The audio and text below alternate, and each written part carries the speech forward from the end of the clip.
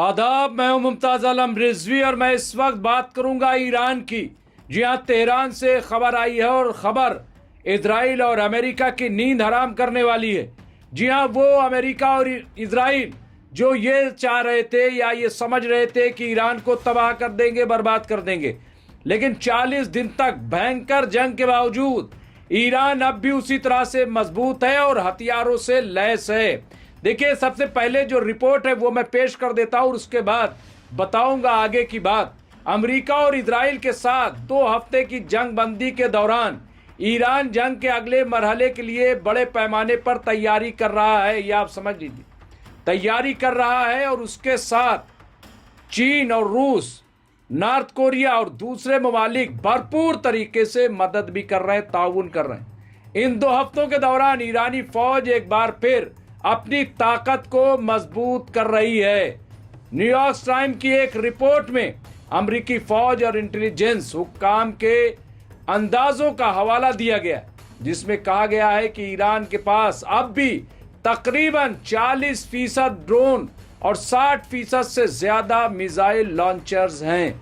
जी हां, ये बताया गया। और आपको मैं बता दूं कि जो इस वक्त नए सुप्रीम लीडर ऑफ ईरान है, आयतुल्लाह मुश्तबा खामनेई, उन्होंने तो ये कहा कि 1-2 साल नहीं बल्कि 10 साल तक लगातार हम इजराइल और अमेरिका से लड़ सकते हैं। तो अगर ये रिपोर्ट आई है तो हैरान करने वाले नहीं है। मैं ये बताना चाहता हूं, ये हथियार मुस्तकबिल में आबनाए हुर्मुज यानी स्टेट ऑफ हुर्मुज में जहाज रानी को खतरे में डालने के लिए इस्तेमाल हो सकते हैं, ऐसा कहा जा रहा है। या अगर जंगबंदी के बाद दोबारा कशीदगी भड़कती है तो इन हथियारों का इस्तेमाल किया जा सकता है। जाहिर सी बात है, ये कोई सोचने की बात नहीं है, कोई तबसरे की बात नहीं है, ये सच्चाई है कि आखिर ईरान क्यों ऐसा नहीं करेगा और ईरान को क्यों नहीं करना चाहिए। जंग होगी तो हथियारों का इस्तेमाल तो होगा। और सबसे बड़ी चीज यह है कि ईरान अपना प्रोडक्शन रोज बरोज बढ़ा रहा है। वहां हर रोज सैकड़ों की तादाद में ड्रोन बनाए जा रहे हैं, वहां मिसाइलें बनाई जा रही हैं, हर रोज काम हो रहा है उस पर और बड़े पैमाने पे लोग लगे हुए हैं। डोनाल्ड ट्रंप की धमकियों के दरमियान ईरान ने खबरदार किया है कि हम पूरी तरह तैयार हैं, अगर इन्होंने मामूली सी भी गलती की तो हम पूरी ताकत से जवाब देंगे, ये कहना है ईरान का। ईरानी पार्लियामेंट के स्पीकर गालिबॉफ ने अमेरिका का संगीन नताइज से खबरदार किया है। कहा कि अगर थोड़ी सी भी गलती की तो आप समझ लेना अमेरिका और ईरान के दरमियान जंग बंदी के हवाले से अमन मुज़ाकरात 1-2 रोज में पाकिस्तान में होने का इम्कान है। अब ये कहा जा रहा है कि मंडे को यानी कल जब हम बातचीत कर रहे हैं तो ये तकरीबन ये फाइनल हो जाएगा और आज बातचीत शायद इस पर शुरू हो जाए, क्योंकि आज मंडे है और आज बातचीत होगी, ऐसा कहा जा रहा है। हालांकि अभी बहुत सारी चीज़ें बाकी हैं।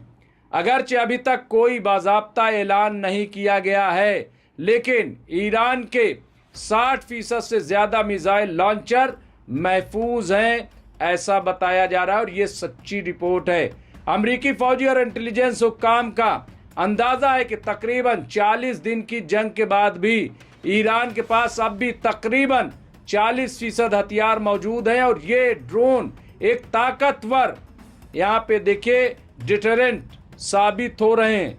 कुछ अमेरिकी अंदाजों के मुताबिक ईरान मिसाइल लॉन्चर को मलबे से निकाल रहा है जो अमेरिकी इजरायली हमलों में तबाह हो गए थे और उन्हें बना रहा है। इन मकामात की तेजी से खुदाई की जा रही है।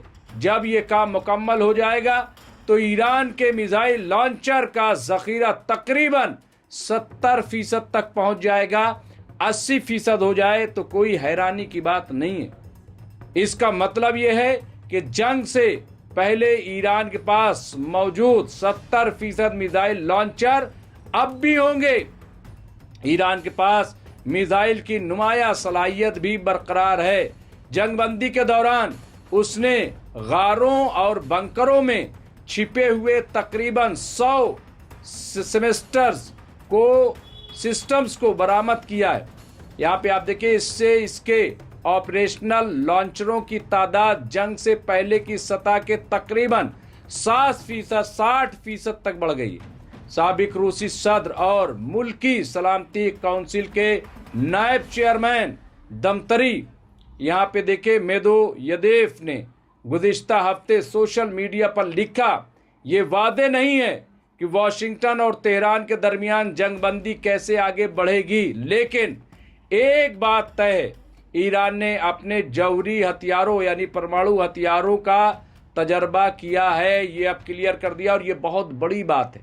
इसलिए बड़ी बात है क्योंकि रूस कह रहा है। अगर रूस से ये खबर आ रही है तो ये मान के चलिए कि फिर ईरान ने परमाणु हथियार बना लिया है, क्योंकि रूस के कई साइंटिस्ट जो न्यूक्लियर पे काम कर रहे हैं वो ईरान में मौजूद है, ऐसी खबर है। इसे आबनाए हुर्मुस यानी स्टेट ऑफ हुर्मुस कहा जाता है। इसकी सलाहियत लामहदूद है। कहा कि ये जो न्यूक्लियर टेस्ट किया है इसका नाम जो रखा गया है उसे नाम रखा गया है आबनाए हुर्मुस, ये ईरान ने नाम दिया है। तो आप ये देख लीजिए, ये नया नाम। ईरान 1 माह से ज़्यादा जंग करने की सलाहियत रखता है, लेकिन 1 माह नहीं। अस्करी माहिरीन का ख्याल है कि ईरान 1 माह से ज़्यादा जंग करने की सलाहियत रखता है। ताहम हुक्कामों का ये भी कहना है कि ईरान के हथियारों के ज़ख़ीरे का सही हजम अभी तक वादे नहीं है, यानी कोई नहीं पता कर सका कि ईरान के पास कितने हथियार हैं, कैसे हथियार है, कुछ भी नहीं। ना इजराइल ना अमेरिका, कोई नहीं पता कर सका है। इंटेलिजेंस के जायजे इसकी बाकी सलाहियतों का सिर्फ एक तखमीना फराहम करते हैं। ताहम इस बात पर आम इत्तेफाक है कि ईरान अगर चाहे तो समुद्री ट्रैफिक में खलल डालने की काफ़ी फौजी सलाहियत रखता है। ये पहला मौका नहीं है। ईरान ने आबनाए हुर्मुस को रोकने की कोशिश की है, बल्कि इससे पहले भी ईरान ने 1980 की दहाई में इराक के साथ अपने तनाज़े के दौरान आबनाए हुर्मुस और खलीज फारस के कुछ हिस्सों में बारूदी सुरंगें बिछाई थीं। ताहम चूंकि बारूदी सुरंगें जंग में अहम खतरात का बाइस बनती हैं, इसके बाद की दहाइयों में ईरान ने मिसाइल और ड्रोन टेक्नोलॉजी पर तेज़ी से इन्हिसार किया है, उस पर काम किया है, ताकि समुंदर के रास्ते तिजारती और फौजी ट्रैफिक दोनों को खतरा लाहक हो सके। तो ये आप देखिए कि ईरान कितनी मजबूती के साथ कितने बड़े पैमाने पे काम कर रहा है। और देखिए, ये तो तखमीना है, ये तो एक अंदाज़ा है, लेकिन हकीकत ये है कि ईरान आज की तारीख में एक बड़ी ताकत बन चुका है। और ईरान को हराना, ईरान को शिकस्त देना, स्टेट ऑफ हुर्मुस को खुलवा पाना, ये बहुत ही मुश्किल है। ये लोहे के चने चबाने के मुतरादिफ है, बराबर है। और छोड़ दीजिए आप स्टेट ऑफ हुर्मुस, बात यह है कि ईरान ने यहाँ तक कहा है कि हम तो बाबुल मंदब यानी दूसरा स्टेट ऑफ हुर्मुस जिसे कहा जाता है, हम वो भी बंद कर देंगे, ये कहना है। तो बहरहाल ये अब तक की बड़ी इंपॉर्टेंट खबर थी। सबकी नज़र इस बात पर टिकी हुई है कि आज क्या वाकई बातचीत अमेरिका और ईरान के बीच में होगी।